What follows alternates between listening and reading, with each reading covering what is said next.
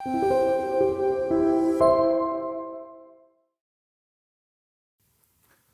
오늘 우리 부활주일입니다. 우리 성도님들 가정마다 부활의 은혜가 시간 풍성하게 부어지길 축복합니다. 인터넷으로 우리가 예배 드리죠. 너무나 제가 송구스러운 부분들이 있어요. 함께 모여서 계란도 같이 이렇게 나누고 또 서로 음식도 나누면서 부활주일 이 엄청난 하나님 나라가 시작된 이 영광들을 우리가 너무 나누고 또 서로 웃음의 그 결을 느껴가면서 미소를 느껴가면서 또 서로 축복해 주면서 만나서 면대면 예배드리고 교제를 나누는 것들이 너무나 아쉬웠어요. 그렇지만 우리가 온라인 교회로 하나님께서 모이게 하여 주셨고 또 은혜를 이런 수단을 통해서 주시기를 원하신다면 이 제한적인 수단 안에서도 하나님께서 우리에게 또 풍성한 은혜, 갑절의 은혜, 이 제약을 뛰어넘는 그 능력의 은혜가 시간 여러분들이 계신 그 예배의 장소에 숨을 쉬어도 그 은혜의 공기를 느낄 수 있도록 하나님께서 은혜로 역사해 주시길 간절히 기대하고 축복합니다. 자, 이제 요한복음이 마무리가 되어 이 100회로 딱 마무리되는 것이 우리 형제 자매님들과도 나눴지만은 개인적으로 너무나 감사가 되고 뿌듯합니다. 그리고 2년간 열심히 달려왔죠. 요한복음이라는 엄청난 그 에베레스트 산을 겨우 등반하고 내려온 느낌? 그게 내 힘으로 한 것이 아니라 주변의 도움과 하나님의 은혜로 됐다라고 밖에 고백할 수 없는 그런 은혜의 고백이 지금도 계속해서 제 마음속에 샘물처럼 계속해서 흘러나와요. 아무쪼록 여러분들에게 그간 나눴던 그 요한복음 말씀이 여러분들의 영혼에 큰 은혜와 기쁨이 되길 축복합니다. 오늘 말씀의 요한복음을 마무리하는 이 시점이 묵상을 해볼 때 제가 미리 오늘 주제를 말씀드리지만 성경 중심의 또 예수 그리스도의 중심의 신앙 공동체를 이루라라는 것이 사실 요한복음의 마지막 대미죠. 대미를 장식하는 거죠. 요한복음이 그런 목적으로 사실상 쓰여진 거죠. 그러니까 어떻게 보면 우리가 요한복음을 나누고 또 요한복음을 함께하는 이 모든 것들이 하나님께서 예수 그리스도를 통하여서 하나님 나라에 시작된 그 공동체, 말씀 공동체, 예수 그리스도를 사랑하는 공동체, 예배 공동체를 이 땅에서 이루라라는 그 명령을 우리 연결하는 교회에 허락해 주셨고 명령해 주셨다라고 생각이 돼요. 그 주제가 오늘 그런 부분이죠. 연결하는 교회 공동체, 예배 공동체를 그리스도 중심으로 세워라. 자, 그런데 요즘에 여러분들도 아시다시피 이 개인주의에 대해서 제가 자주 나눴어요. 요한복음에. 왜냐하면 현대는 개인주의 사회이기 때문에 이것이 어떤 교회의 연약한 부분들을 잘 보충해 주기도 하지만 교회의 좋은 부분들을 다 훼손시키는 부분도 있어요. 그러니까 양날의 검이죠. 양날의 칼이 되는 거죠. 개인주의를 우리가 잘 소화해내면 신앙생활에 엄청난 유익이 되지만 세상의 흐름 가운데 있는 개인주의를 우리가 덥석 잡으면 그 양날의 칼에 우리가 손을 베이고 또 삶이 상처를 입을 수가 있다는 거죠. 특별히 우리는 그런 느낌이잖아요. 공동체 하면 예전에는 우리 어떤 하나됨 그리고 우리 서로 돕고 또 격려해주는 내가 거기에 소속됐다라는 즐거움이 있다면 요즘에는 짐처럼 여겨지는 그런 흐름들이 있어요. 저에게 부담이 되고 우리들에게 부담이 되고 우리를 올가매고 어려움을 주는 짐처럼 여기는 그런 부분이 있다라는 거예요. 그래서 저는 여러분들과 말씀을 나눌 때 이 개인주의의 올바른 어떤 위치를 좀 여러분들과 나누고 싶다. 하나님께서 원하시는 이 개인의 독특함, 소중함을 그리스도 안에서 여러분들이 발견했으면 좋겠다라는 그런 마음의 감동, 하나님께 주신 감동으로 여러분들과 계속 나눴어요. 근데 제가 이렇게 여러분들과 나눴던 그 결과 비슷하게 알프레드 아들러라는 여러분들이 잘 아는 엄청난 손가락에 꼽는 이 심리학자, 독일의 심리학자죠. 심리학의 기초를 세웠다고도 볼 수 있는데 이런 심리학자가 이 공동체에 대해서 또 개인주의와 공동체에 대해서 했던 얘기가 제가 나누고 싶었던 또 우리가 앞으로 말씀을 공동체에 대해서 나눌 때 이 공동체와 개인의 관계에 대해서 잘 설명했다고 생각을 해요. 그래서 여러분들과 함께 나눠보겠습니다. 여기에 이렇게 나오는데요. 개인적인 문제란 없다. 모든 개인의 문제는 사회적인 문제이다. 사회적 관계를 회복할 때 개인은 진정 치유될 수 있다. 우울하고 신경질적이며 무기력한 사람에게 필요한 것은 사회가 당신을 필요로 한다.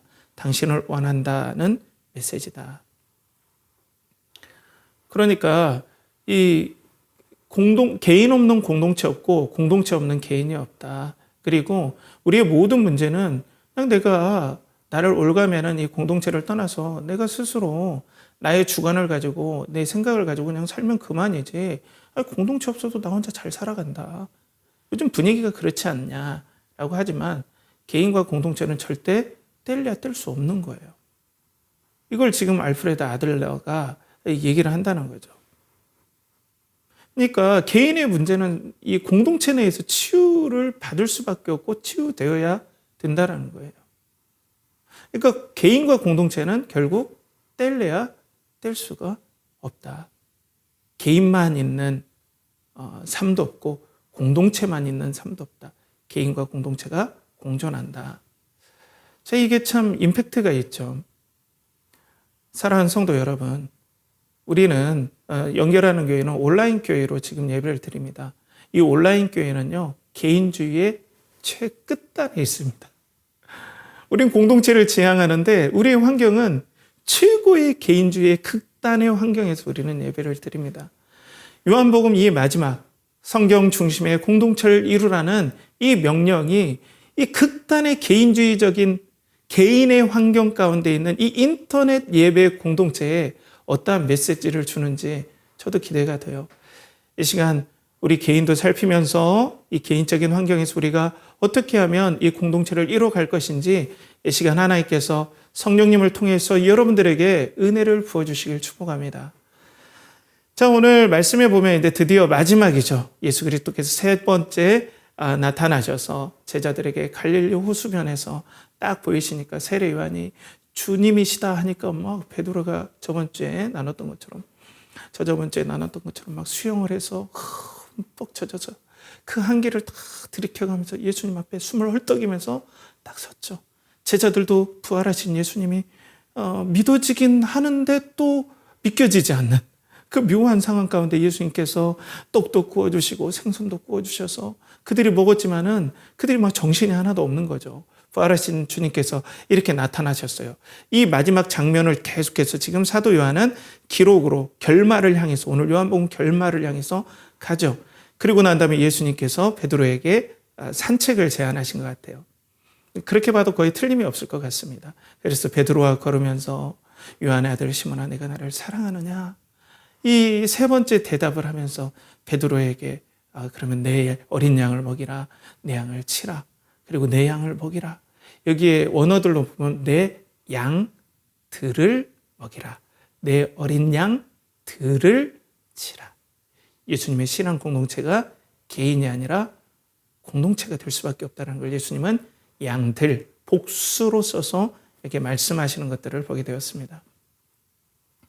그러면서 이제 이렇게 걷고 있는데 이런 심각한 얘기를 나누는데 베드로가 뭔가 뒤에 인기척이 있다는 걸 딱 느꼈던 것 같아요. 그건 왜냐하면 거기가 자갈밭이거든요. 그리고 모래밭도 있고 하거든요. 그 갈릴리 해변이 2000년 전에는 어떻게 됐는지 몰라도 아무튼 뭔가 바스락거릴 수 있는 최고의 환경이에요. 돌이 부딪히는 소리가 났을 수도 있고요. 바스락바스락 하는 소리에 이 베드로가 뒤를 돌아봅니다. 그런데 바로 오늘 성경의 기록자인 사도 요한이 예수님과 베드로 뒤를 사랑함으로, 사모함으로 따라오는 것을 보게 돼요. 그러면서 이제 베드로가 물어봐요. 자기는 예수님께서 지금 너는 두 팔을 벌려서 순교할 거야 라는 메시지를 듣고 난 다음에 마음에 비장한 각오도 있지만 두려움도 있고 미묘한 감정들이 막 교차하는 시점에 이 인기척을 느낀 거예요. 그래서 이제 20절, 21절에 이렇게 나옵니다. 베드로가 돌이켜 예수께서 사랑하시는 그 제자가 따르는 것을 보니 그는 만찬석에서 예수의 품에 의지하여 주님을 파는 자가 누구오니까 묻던 자로라. 이에 베드로가 그를 보고 예수께 여짜오되 주님, 이 사람은 어떻게 되겠사옵나이까? 베드로가 사도 요한을 보고 갑자기 궁금해진 거예요. 자기는 십자가에서 순교할 거라고 예수님께서 말씀해 주셨는데 그럼 궁금하잖아요. 저렇게 예수님을 요한복음상에서는 부인하지도 않고 또 예수님의 마지막 만찬 때는 예수님의 품에 의지해서 그렇게 의지할 수밖에 없는 좌석 배치이긴 하지만 품에 의지해서 예수님과 마지막 만찬을 즐겼고 예수님께서 사랑하시는 자고 예수님께서 사랑하시는 저 요한, 저 사람은 어떻게 될까요?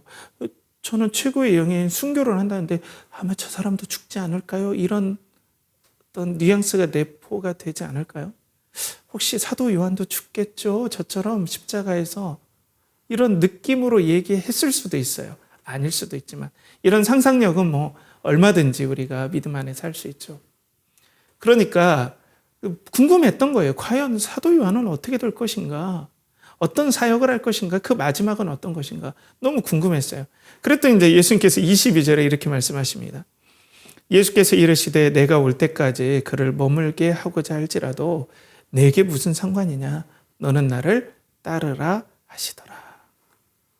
예수님께서 베드로야, 내가 재림할 때 저 사람을 재림할 때까지 살려둘지라도 네가 무슨 상관이냐? 너는 너의 길을 가고 사도 요한에게 내가 준 사명이 있다. 너의 사명이 있고 사도 요한의 사명이 있어라고 예수님은 말씀하시는 거예요. 그러니까 너는 여기에 관심 갖지 말고 내가 너에게 준 그 목양의 사역 그리고 십자가까지 나아가는 생명을 걸고 나의 복음을 전하는 그 사역에 너에게 주어진 사역에 집중해라 라는 거죠.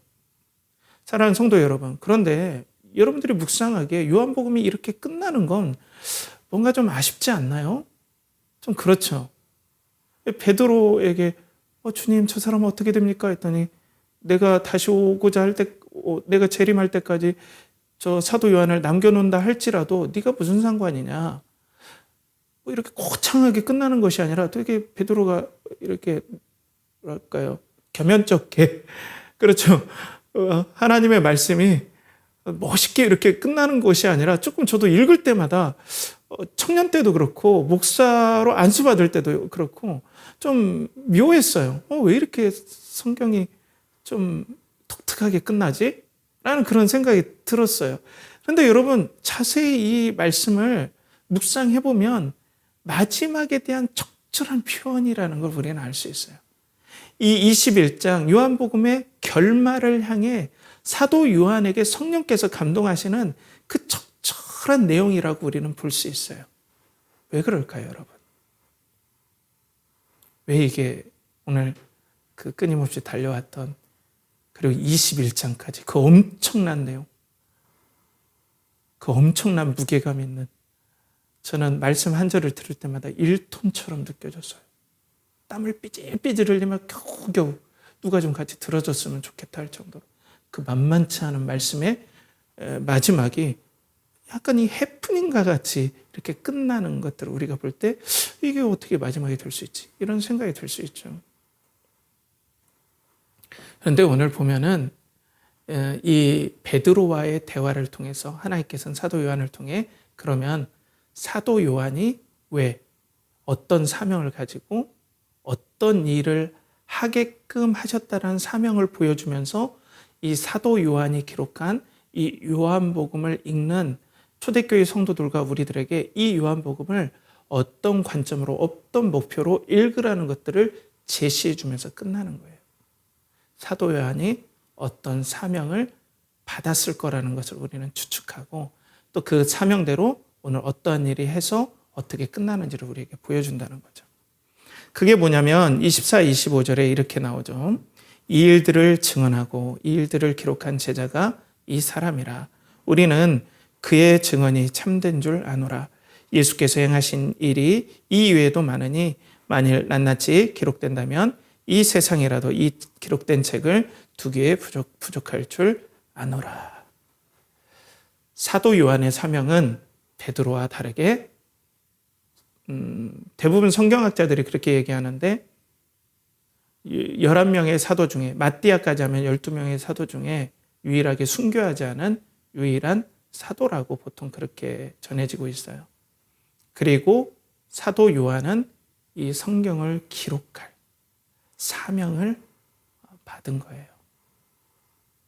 베드로는 순교의 사명, 그리고 사도 요한은 성경을 기록하는 요한복음과 요한일서와 요한계시록을 기록하여서 하나님의 영광을 드러내고 예수 그리스도의 영광을 드러내는 거예요. 그런데 여러분들, 이 성경은 지금이야 우리가 인쇄술이 발달돼서 이 성경을 개인적으로 볼 수 있지만 이 성경은 어디에서 읽었을까요, 보통? 그 당시에는 이 성경을 어떻게 읽었을까요? 초대교회 당시에는 이 책을 가지고 있다는 건 엄청난 특권입니다. 그렇기 때문에 대부분 성도들은 이 성경책을 가지고 있지 않고 이 공동체 안에서 이 성경책을 가지고 있었어요. 그래서 오늘 이 요한복음의 말씀이 어디에서 읽혀졌을까요? 예배의 장소, 신앙의 장소, 공동체의 장소에서 읽혀졌다는 거예요. 그건 뭡니까?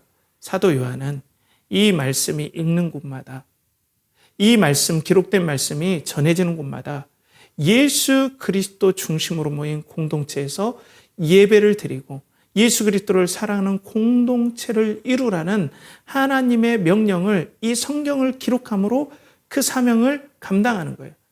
줄여서 뭐냐면 사도 요한이 받은 사명은 성경을 기록함으로써 예수 그리스도 중심의 공동체를 일으키는 사명을 받았다는 겁니다. 성경을 기록함으로 예수 그리스도를 사랑하고 예수 그리스도의 영광에 사로잡힌 그리스도를 동경하고 사랑하는 그 공동체를 말씀의 기록을 통해서 일으키는 사명을 이 사도 요한은 받았다는 것을 우리들에게 마지막에 제시하는 거예요. 제가 이런 사명을 받았고 이 기록을, 이 요한복음을 읽는 공동체마다 그리스도를 사랑하는 공동체가 일어나길 기대하고 있습니다. 그렇게 저는 간절히 그렇게 제가 쓰임받는 것이 열매를 맺길 정말 바라고 있습니다라는 사도 요한의 그 간절함이 여기에 묻어 있다는 걸 우리는 한 번 더 묵상하면, 조금 더 묵상하면 우리가 볼 수 있다는 거예요. 그런데 놀랍게도 이 사도 요한이 이걸 기록할 수밖에 없는 그런 환경이 조금 엿보여요. 그게 뭐냐면 23절에 보면 이 말씀이 형제들에게 나가서 그 제자는 죽지 아니하겠다 하였으나, 예수의 말씀은 그가 죽지 아니하겠다 하신 것이 아니라 내가 올 때까지 그를 머물게 하고자 할지라도 내게 무슨 상관이냐 하신 것이라. 자, 이 보면은 예수님께서 베드로가 사도 요한 어떻게 되겠습니까? 하니까 예수님께서 내가 재림 때까지 이 사람은 남겨둔다 혹 할지라도 네가 무슨 상관이냐, 너는 네 길을 가라. 이 말이 곡해되었다라고 얘기를 하고 있어요. 형제들에게 이 말이 나갔는데 어떻게 되냐면 성경학자들과 우리가 묵상하면 알 수 있듯이 이렇게 곡해된 것 같아요. 사도 요한은 예수님의 재림 때까지 죽지 않는다라고 초대교회에 퍼졌던 것 같아요, 공동체에. 그러니까 여러분 첫 번째 보면은 뭔가 이 예수님의 종말과 그리고 또 예수님에 대해서 그리고 사도들에 대해서 뭔가 정리되지 않는 초대교회의 상황을 이 말씀에서 우리가 조금 엿볼 수 있겠죠. 예수 그리스도께서 곧 오실 거라는 기대가 이 초대교회 상황에서는 엄청나게 있었다는 거예요. 그게 서신서에서 나타나고. 그러니까 예수님의 종말에 대해서 뭔가 체계적인 가르침이 없었다는 거예요. 예수님께서 재림에 대해서. 그러니까 교회가 이런 신앙의 어떤 기틀과 예수 그리스도에 대한 어떤 진리에 대한 굳건한 지식들이 없이 그냥 중구난방으로 여기서 듣고 저기도 듣고 하여튼 여러 가지 신앙이 정리되지 않은 상황들이 분명 이 성경을 기록할 당시의 상황이라는 거 우리가 알 수 있어요. 그렇기 때문에 사도 요한은 예수님께 사명을 받아서 예수 그리스도에 대한 복음을 기록하므로 성도들이 예수 그리스도를 올바로 알고 종말에 대해서 올바로 알고, 그래서 요한계시록까지 다 기록을 했죠. 종말에 대한 그런 부분에 대해서도. 그리고 또 어떤 상황이었습니까? 이 배경이 되는 상황이 추측컨대 성전이 불타서 없어진 이후의 상황이에요. 구심점이 없어진 상황. 이스라엘 공동체는 성전 중심의 공동체였다고 봐도 과언이 아니에요. 그런데 성전이 불타 없어져 버렸어요. 그 후에 기록된 거예요. 그러니까 기존의 유대인이든 아니면 유대인 크리스찬이든 아니면 이방인인데 유대교로 개종하거나 크리스찬으로 개종했던 그런 사람이든 간에 성전은 그 당시에 우리가 생각하기에 어마어마한 상징입니다.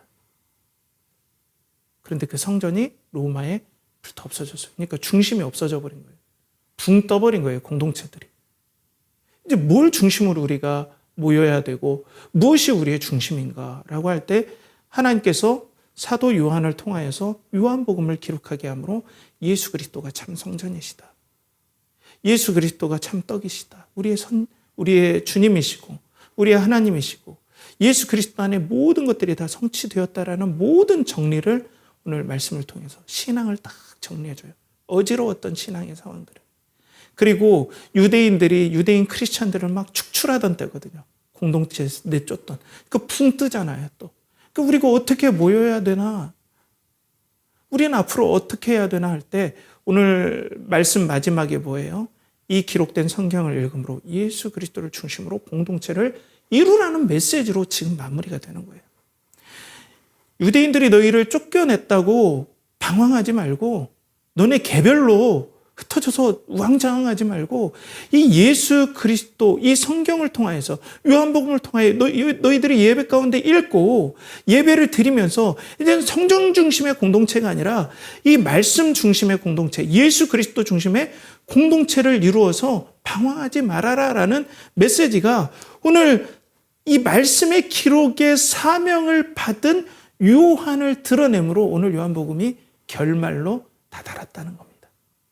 그러니까 당시 성도들은 어때요? 생각이 정리되는 거죠. 혼란스러웠던 외적인 상황들, 성전이 불탄 상황들, 또 자신이 지금 당장에 처해졌던 유대교 회당에서 쫓겨나고 공동체에서 쫓겨나서 삶과 경제적으로 여러 가지 혼란스러웠던 상황이 이 성경 말씀을 읽음으로써 기록된 성경을 읽음으로써 싹 정리가 됐던 거죠. 그러니까 우리는 어떻습니까? 우리도 지금 혼란스럽잖아요. 물론 우리는 신학의 체계가 이전보다 훨씬 발전되어 있고 완성된 성경을 가지고 있지만 분명한 건 저는 이 개인주의라는 이 화두가 이 교회에 긍정적인 역할도 분명하겠지만 교회의 공동체를 흔드는 근간을 흔드는 어떤 화두가 될 수 있다는 것, 그걸 저는 생각하고 있습니다. 그런데 오늘 성경은 뭐라고 합니까? 개인의 소중함이 분명 있지만 너희들은 먼저 그리스도 안에서 하나의 공동체를 이루라. 이 말씀 중심으로 그리스도를 사랑하고 동경하는 공동체를 이루라 하면서 오늘 요한복음이 결론을 맞이한다는 거죠. 사랑하는 우리 연결하는 교회 성도 여러분, 우리는 바닷가에 마치 몽돌 해변에 그 매끈매끈한 돌처럼 그냥 놔도 절대로 까끌까끌해서 쌓아지지도 않을 것 같은 매끈매끈한 완전히 개인적으로 있을 수밖에 없는 그런 인터넷 환경, 매끈매끈한 인터넷 환경에 우리가 지금 다 있어요. 각자 예배드려요. 저도 이런 환경에서 이렇게 개척하길 원하지 않았어요. 근데 코로나라는 독특한 환경과 또 이 부족한 목사가 돈이 많거나 어떤 넉넉한 지원을 받았다면 어떤 눈에 보이는 조그만한 어떤 상가 건물이라도 우리가 해서 모일 수 있는데 지금 환경이 전혀 그렇지 않은 진짜 개인주의적일 수밖에 없는 그런 환경에 오늘 성경은 예배의 공동체를 이루라라고 우리에게 권고하고 말씀하고 있다는 거죠. 사랑하는 성도 여러분, 우리 환경이 어렵습니다. 마치 성전이 붕괴되어서 타고 없어져서 붕 뜬 것처럼 우리는 인터넷이라는 그 무한의 가상 공간 안에서 우리는 통신을 통해서 그리고 인터넷의 신호를 통해서 우리는 이 공간을 통해서 우리가 만나고 있어요. 그렇지만은 이 시간 주께서 보내주신 우리 주의 성령을 통하여서, 성령님을 통하여서 우리가 예수 그리스도를 사랑하고 말씀으로 모이는 그 어떤 것보다 끈끈하게 하나 되는 예수 그리스도가 성전되시는 그 은혜의 중심, 그리고 말씀 중심, 그리고 하나님께서 주시는 생명의 중심으로 모이는 우리 은혜의 공동체를 이루라는 이 명령을 우리가 받잡고 우리 함께 예배의 공동체, 은혜의 공동체를 이루며 나갑시다. 그런 은혜가 지금 인터넷으로 예배드리는 우리 연결하는 교회 성도들에게 부어지길 축복합니다. 그런데 여러분, 우리 교회 공동체 이론을 보면 저희 가족 빼고 우리 형제 자매들 배경들을 보면 선교단체 배경들이에요. 저도 선교단체의 배경입니다. 근데 선교단체에서 배울 때 뜨거운 어떤 복음의 열정, 선교의 열정들이 얼마나 귀합니까? 그런 선교단체들이 그런 복음 전파를 통해서 얼마나 한국 사회에, 한국 교회에 많은 기여를 하고 또 은혜를 끼치는 도구가 되었습니까? 그런데 오늘 우리가 볼 때 이 미국에서 건너온, 다 미국에서 영향을 받은 단체들이잖아요. 대부분의 거의 100% 선교단체들이 우리나라. 그런데 이 미국의 영성에 좋은 점은 물론 있지만 안타까운 점은 이 개인주의가 극대화되는 어떤 영향력이 있다는 거예요. 선교단체의 어떤 장점도 많지만 우리가 교회 공동체를 이루는데 어려운 단점은 개인주의 영성을 강조한다는 거예요. 내가 개별적으로 큐티하고 내가 개별적으로 성경 읽고 그리고 내가 개별적으로 학교 다니면서 복음도 전하고 내가 개별적으로 뭐 말씀 암송도 하고 그리고 개별적으로 리더, 신앙 리더와 만나고 그 공동체보다는 상당히 개인주의적 영성을 강조하는 배경에 우리가 있었다는 거예요. 저도 그래요. 저도 1:1 제자 훈련. 이거면 되지 뭐. 주님과 뭐 1:1로 동행하면 그걸로 되지 뭐. 공동체, 교회 공동체까지 그거 없어도 되는데 라는 생각을 저도 학교 다닐 때 그렇게 했던 것 같아요. 그래서 랍비 예수라는 로이스 티어베르그라는 교수님이 이 개인주의 영성, 미국 영성에 대해서 이렇게 얘기를 합니다. 현대의 그리스도인, 특히 미국 개신교도들은 여전히 예수님과 나라는 개인주의 정서를 강하게 고수하고 있으며 그리스도와의 1:1 관계가 신앙의 진수라고 강조한다. 물론 예수님과 인격적으로 만나고 개인주의적으로 깊게 만나는 것, 이거 중요하죠. 이게 이제 실존주의의 영향이라고 하는데 그걸 떠나서 얼마나 주님과 인격적으로 만나는 게 중요합니까? 근데 여기에서 멈춘 걸 얘기를 하고 있다는 거예요. 이거면 된다. 아니 뭐 교회가 뭐 나에게 그냥 교회에 등록, 소위 말해서 교회에 교인 명부에 이름만 올려놓으면 된다.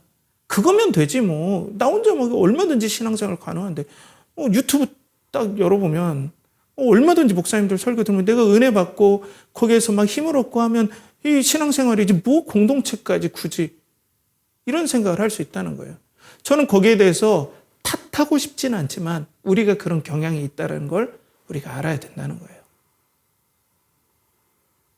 이것 때문에 우리가 공동체 안에서 역사하시고 공동체를 통하여서 하나님의 일을 이루어 가시는 하나님의 놀라운 역사를 큰 부분들을 우리가 포기할 수 있다는 겁니다. 여러분 개인적으로 주님 잘 만나세요. 그렇지만 그 개인은 공동체가 있어야 가능하다는 거예요. 공동체 없는 개인은 있을 수가 없어요. 그래서 존 웨슬레가 영국의 감리교 창시자죠. 그분이 이런 말씀을 하셨어요. 그분도 선교를 중요시하고 또 야훼 말씀도 선포하시고 한 분이었지만 그분이 이렇게 얘기합니다. 고독한 그리스도인보다 더 비기독교적인 것은 없다. 고독한 그리스도인보다 더 비기독교적인 것은 없다. 나 홀로 개별적으로 공동체와 별개로 나 혼자 신앙생활한다. 이건 성경적이지 않다. 우리 신앙적이지 않다. 비기독교적이라고도 감히 말할 수 있다라고 얘기할 정도예요. 그런데 우리는 어때요?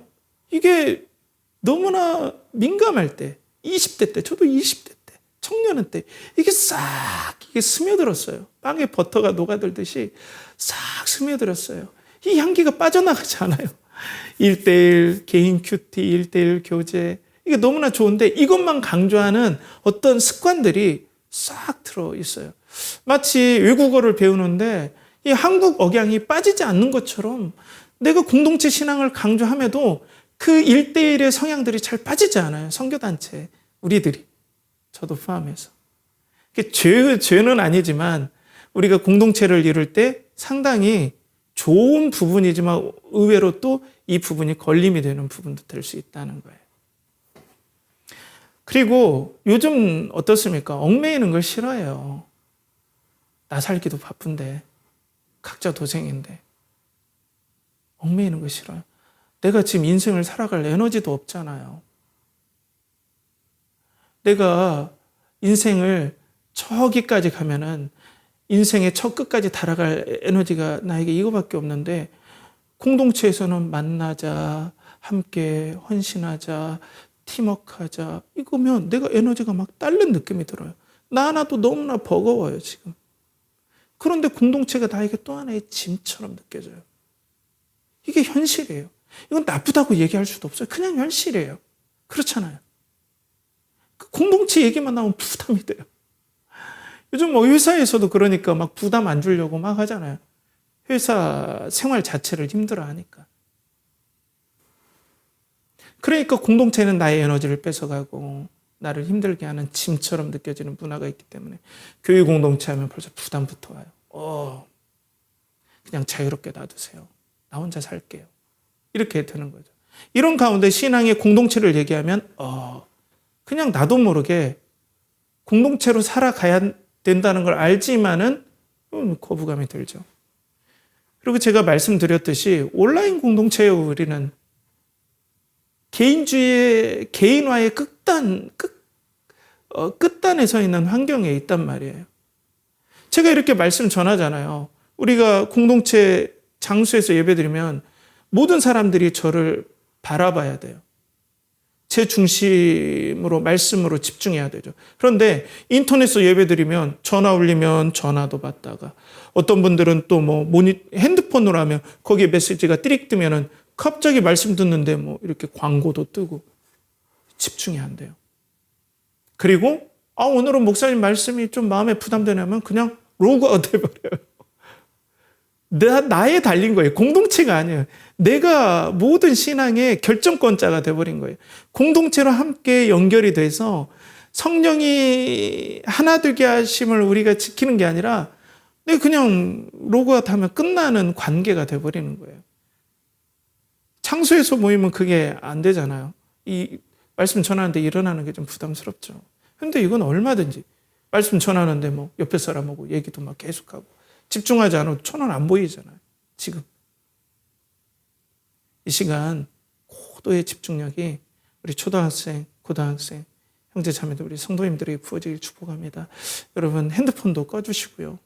주변의 환경들도 다 더욱더 집중할 수 있도록 차단해야 됩니다. 이게 내가 진짜 공동체를 지향하면서도 이 인터넷 교회, 온라인 교회로 부르심을 받은 거에 내가 합당하고 올바른 반응으로 준비를 그렇게 보이는 거죠.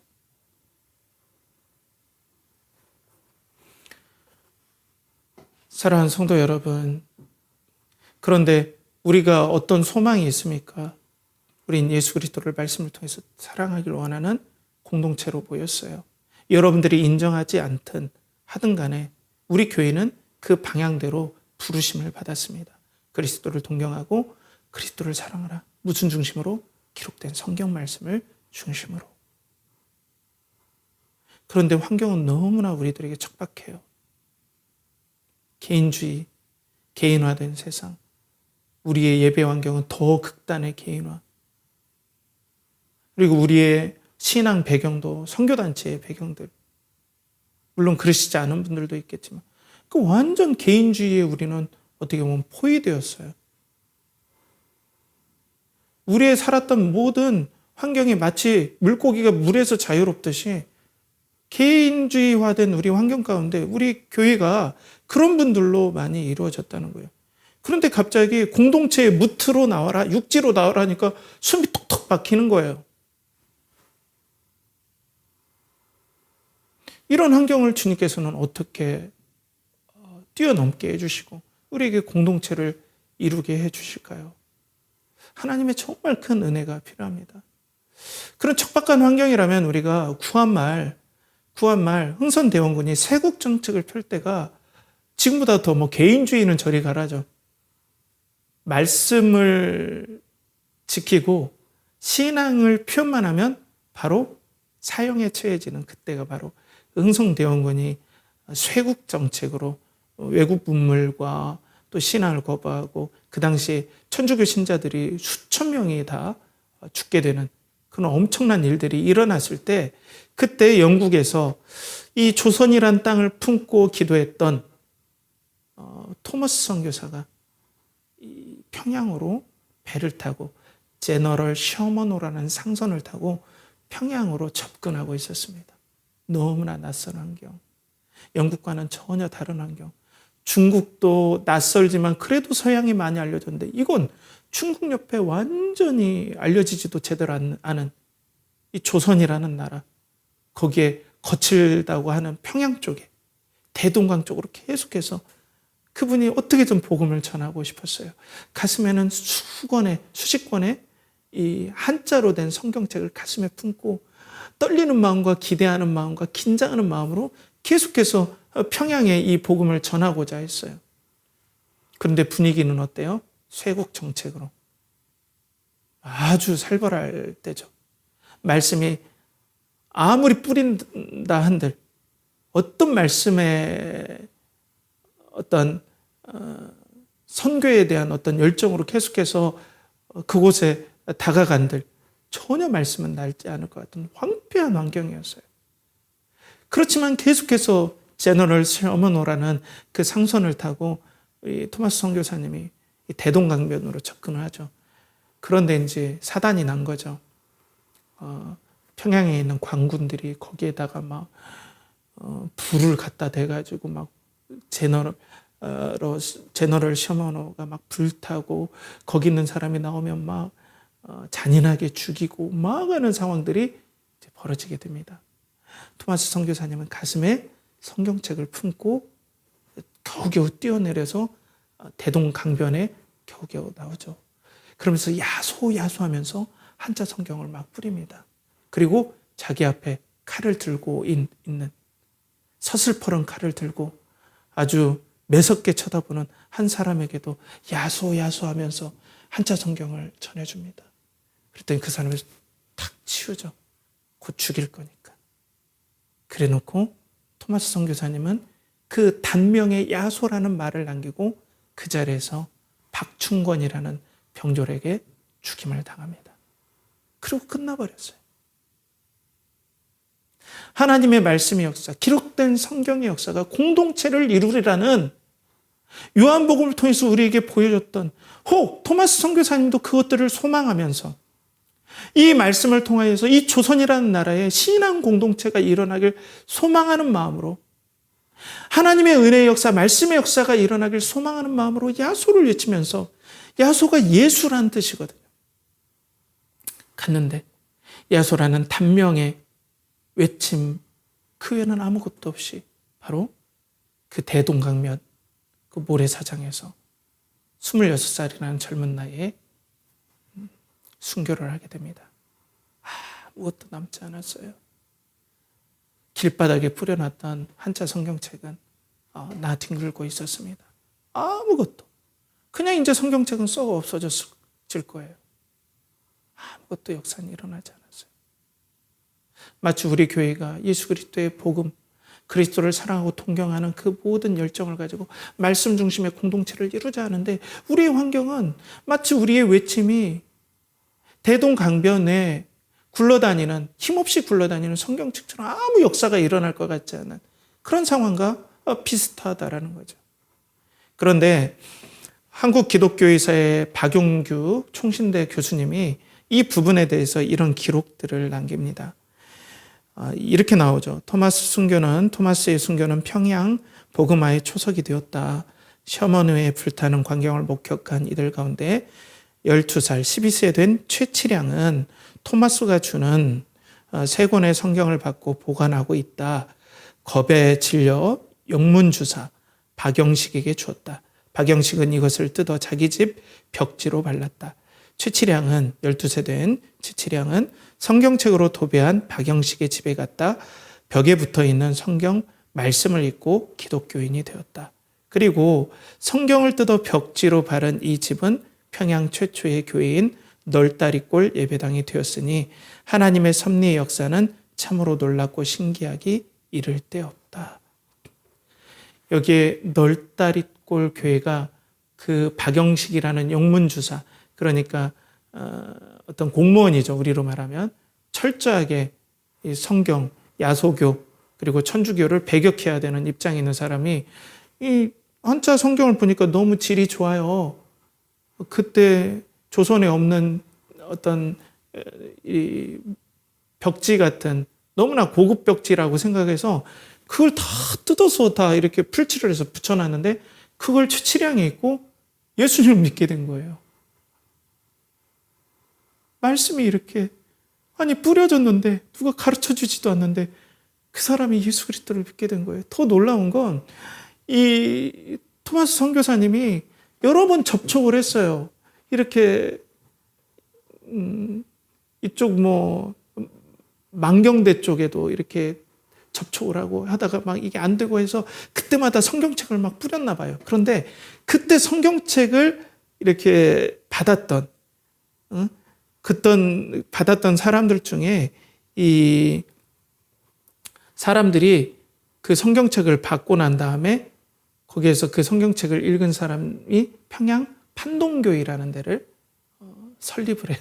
나중에 보면 그 성경을 받았던 사람이 성경을 읽고 그리고 어떻게 됐냐면 또 이 널다리골이라는 데가 여러분 널다리골이 한자로 하면 장대현입니다. 장대현.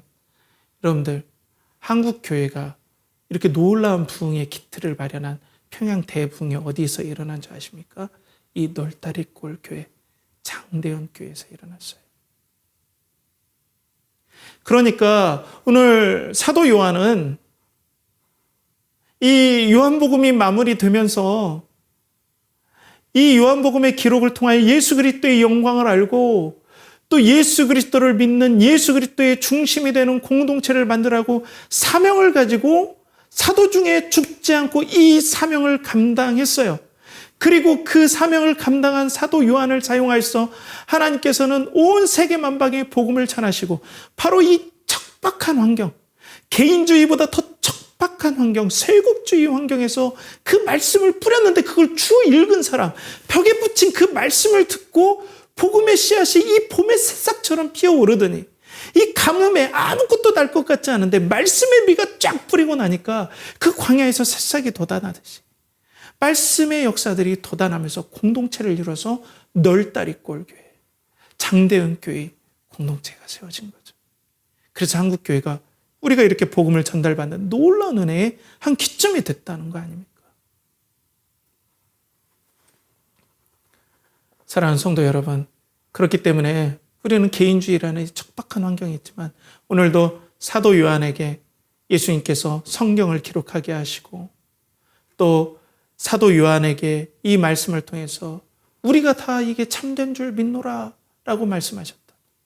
그리고 예수 그리스도의 행적을 다 기록하기에는 이 세상에 그 책을 다 기록한 책을 놔둘지라도 공간이 부족할 것이다라는 과장법, 이 책의 과정법을 이렇게 드러내면서까지도 그 말씀의 역사에 대한 영광들을 막 선포하며 오늘 말씀이 마무리 지면서 사도 요한에게 커다란 비전이 하나가 생겼을 겁니다. 이 기록된 말씀을 통해서 하나님은 말씀하실 것이고 공동체를 세우실 것이고 하나님 나라의 복음들이 저 끝에까지 조선에까지, 물론 조선을 몰랐겠지만 온 세계 만방에 퍼질 것이다라는 비전을 사도 요한도 품었다라는 거죠. 그 비전의 조각 중에 우리 연결하는 교회가 있을 줄 믿습니다. 사랑하는 성도 여러분, 그렇기 때문에 우리는 어떻게 해야 되겠습니까? 오늘 우리는 말씀 중심의 예수 그리스도를 사랑하는 공동체를 이 요한복음을 통해서 배웠습니다. 그리고 하나님께서는 이 척박한 세국주의 못지않게 이 개인화된 환경에 있는 우리 연결하는 교회에 말씀의 꽃을 틔우고 또 말씀의 역사를 통해서 하나님의 영광을 드러나게 해 주실 줄 믿습니다. 오늘은 우리가 요한복음 마지막입니다. 우리 그런 꿈을 같이 꿉시다. 우리 그런 공동체를 이뤄갑시다. 예수 그리스도께서 부활하셨기 때문에 성령님을 보내주시고 이 말씀을 읽는 곳에 하나님의 공동체, 예수 그리스도의 공동체가 이루어질 거라는 꿈을 꾸고, 우리 이 연결한 교회 비록 이 작고 그리고 세상에서 너무나 미약한 교회지만 이 공동체를 통해서 영광 받으시고, 이 공동체를 통해서 하나님께서 이 공동체를 통해서 우리에게 은혜 주시고 힘을 주시고 또 우리를 격려하실 하나님의 영광들을 우리가 기대해 봅시다. 그래서 우리는 하나님 앞에 이런 꿈을 꾸면서 우리가 나아가길 소망해요. 저도 꿈을 꿉니다. 어떤 꿈이냐면 예수 그리스도께서 하실 것이다. 이 교회도 예수 그리스도께서 시작하게 하셨으니 또 양들도 이 말씀을 선포할 때 양들이 듣고 양들을 먹이라 치라 하셨으니 양들이 올 것이고, 또 교회가 온라인 교회로 가든 아니면 뭐 상가교회로 가든 앞일은 모르고 전 그걸 위해서 우리 성도들을 이용하지 않겠다. 오직 예수 그리스도를 사랑하는데 우리 성도들과 함께 집중하고, 내가 이 은혜를 누렸으니, 이 목사가 그 말할 수 없는 말씀 가운데 예수 그리스도의 영광을 누렸으니, 이 예수 그리스도의 영광이면 진짜 살 수 있구나. 이 척박한 개인주의화된 환경 속에서 나에게 힘과 능력이 되는구나. 이 은혜를 내가 누렸으니 하나님께서도 우리 성도들에게도 누려주실 거라는 그런 은혜의 확신들이 있습니다. 그런 은혜가 우리 성도님들에게 부어지길 축복합니다. 경험되길 저도 계속 기도하겠습니다.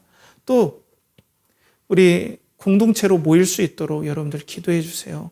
온라인으로 모이면 한계가 있죠. 그죠? 오늘 저는 막 성찬식을 했으면 좋겠다라는 그런 기대를 하고 있는데, 한쪽은 저 위에 있고 한쪽은 밑에도 있고 또 옆쪽에도 있고 그렇잖아요. 모일 수가 없어요. 그래서 여러분 앞으로 커다란 우리 교회의 절기 때 모일 수 있도록 기도하고, 그걸 위해서 우리가 계속 계획하고 우리 상의해요. 그래서 함께 모여서 떡을 떼고 또 포도주를 나누면서 우리가 믿음 안에 공동체됨을 확인하고, 또 우리가 온라인 예배라도 여러분 이 시간 하나님께서 여러분들의 은혜를 주셔서 온라인 예배가 더 하나님과 예리하게 만날 수 있는, 어떻게 보면은 역설적인 환경이라고 볼 수 있어요. 이게 내가 늘어지면 한없이 늘어질 수 있지만 내가 예리하게 하나님을 간절히 찾을 수 있는 최고의 좋은 환경도 될 줄 믿습니다. 그 때문에 여러분들에게는 예수 그리스도를 만날 수 있는 최적의 환경임을 믿고, 우리가 예배 때 자리를 정돈하고 또 말씀을 받도록 더욱더 집중해서 기도하고, 핸드폰도 꺼놓고 카톡도 꺼놓고, 심지어는 예배 중이라고 방에 걸어놔도 돼요. 이렇게 우리가 예배에 집중하여서 온라인의 환경들을 우리가 뛰어넘어서 말씀 공동체, 예배의 공동체로 우리가 모입시다. 마지막으로 이제 사도행전을 시작할 계획입니다. 이 예수 그리스도의 복음이 어떻게 만방으로 퍼져나가는지, 하나님 나라 복음이 어떻게 열방으로 퍼져나가는지, 이 척박한 환경에서 하나님께 시작하신 이 교회가 말씀을 통해서 어떻게 퍼져나갈 것인지 우리가 공동체를 이뤄가면서 우리가 확인하고, 또 하나님께서 이뤄가는 것들을 다 함께 목도하는, 경험하는 그런 놀라운 은혜의 역사가 이 부활주일 요한복음을 마무리하면서 성경 말씀을 통해서 공동체를 이루게 하시겠다는 하나님의 은혜의 약속을 사모하면서 우리가 다 함께 꿈꾸길 간절히 축복하고 소망합니다. 함께 기도하겠습니다. 하나님 아버지, 오늘도 은혜를 내려주시고 요한복음을 통하여서 공동체, 말씀 중심의 예수 그리스도를 사랑하는 공동체를 우리가 꿈꾸며 같이 한 마음을 품고 또 소망하길 기대합니다. 우리 연결하는 교회 그간 100회 이 요한복음을 함께 나누게 은혜 주신 하나님 감사합니다.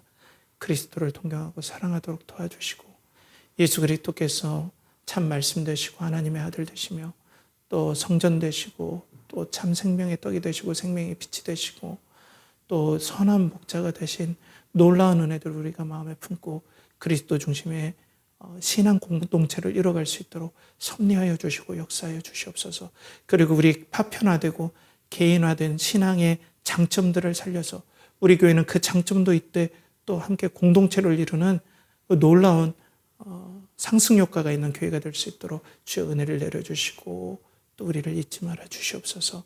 이를 간절히 바라옵고 원하며 이제는 우리 구주 예수 그리스도의 은혜와 하나님의 극진하신 사랑과 성령의 내주 교통하심이 오늘도 신앙 공동체를 이루어 하나님께 영광 돌리고 그리스도를 사랑하고자 하는 사랑하는 연결하는 교회 성도들의 영혼과 가정과 직장과 사업체와 그들이 하는 모든 일과 드린 모든 것에 이제로부터 영원토록 함께 하시기를 간절히 축원하옵나이다.